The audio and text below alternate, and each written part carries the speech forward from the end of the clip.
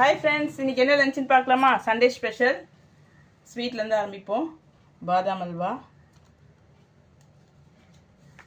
அப்புறம் boiled egg வச்சுப்போம்.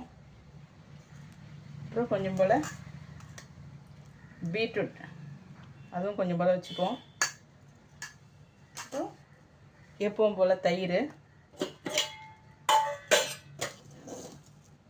சுட சுட சாதம் போட்டுக்கலாம்.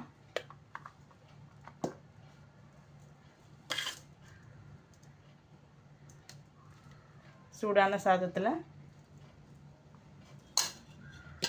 சூப்பரான ஒரு மட்டன் குழம்பு. சண்டே ஸ்பெஷல் இதுதாங்க. உருளைக்கிழங்குலாம் போட்டு வச்சுருக்கேன். மட்டன் குழம்பு.